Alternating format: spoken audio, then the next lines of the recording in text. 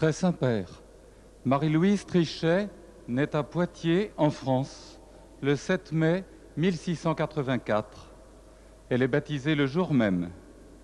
À 17 ans, elle rencontre pour la première fois Louis-Marie Grignon de Montfort. C'est le nouvel aumônier de l'hôpital et sa renommée de prédicateur et de confesseur est déjà très grande en Poitou. Spontanément, Marie-Louise offre ses services à l'hôpital. Mais voilà que Montfort lui demande d'y demeurer. Elle prie, elle réfléchit 3 jours et son oui est total. L'évêque de Poitiers fait remarquer que l'hôpital n'a pas besoin d'une nouvelle gouvernante.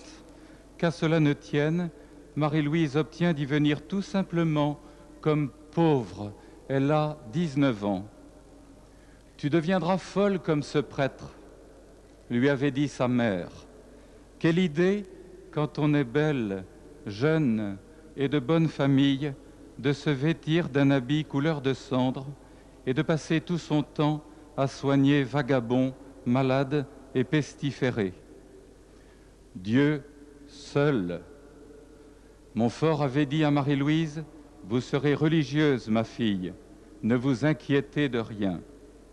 Pendant 10 ans, Marie-Louise va continuer son humble service de soignante.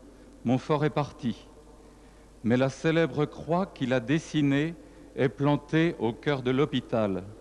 Elle la porte sur sa bure grise, elle la porte dans son cœur.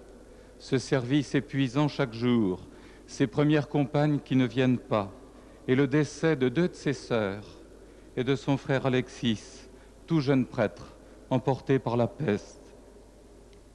À La Rochelle, en Charente, puis à Saint-Laurent-sur-Sèvre, en Vendée, elle va continuer avec enfin les premières sœurs qui la rejoignent, le service des malades et celui des enfants, des gamins des rues. Quelle coïncidence, très Saint-Père. Aujourd'hui, dans notre diocèse, 3000 enfants sont rassemblés par l'Action catholique.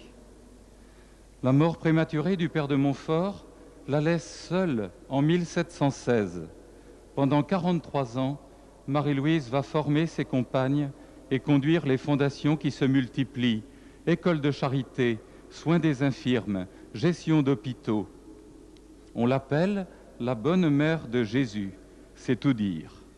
Quand elle meurt à Saint-Laurent-sur-Sèvre, le 28 avril 1759, la congrégation de la sagesse compte 122 religieuses réparties en 35 communautés.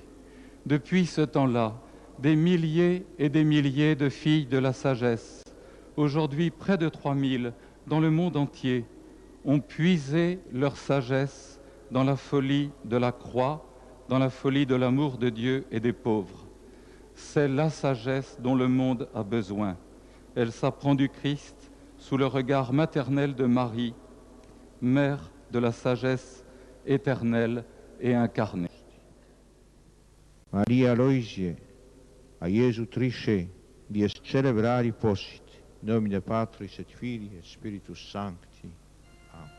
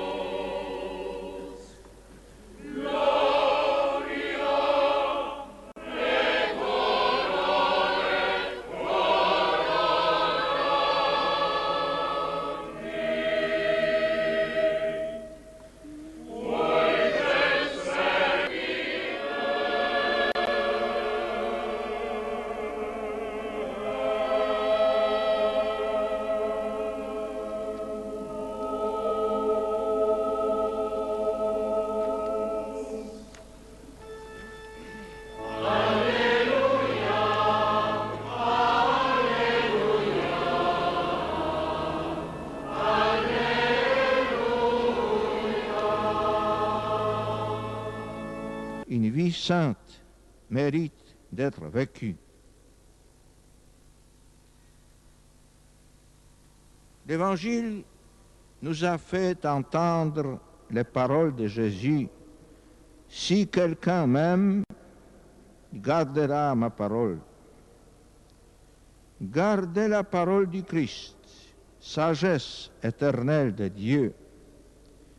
Restez fidèles à ses commandements.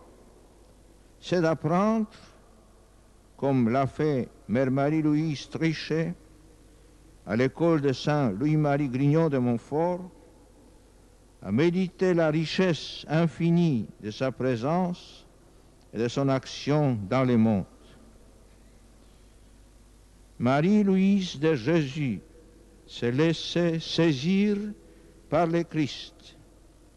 Elle qui a recherché passionnément l'alliance intérieure de la sagesse humaine avec la sagesse éternelle.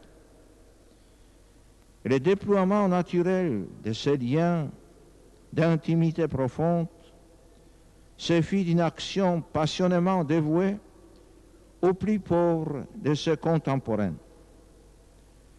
L'adoration de la sagesse du Père, incarnée dans le Fils, porte toujours à servir quotidiennement ceux qui n'ont rien pour plaire aux yeux des hommes, mais qui demeurent très chers au regard de Dieu. Ce matin, frères et sœurs, rendons grâce au Seigneur pour la fondation de la grande famille religieuse des filles de la sagesse, fruit de la sainteté personnelle de Saint Louis-Marie et de la bienheureuse Marie-Louise de Jésus.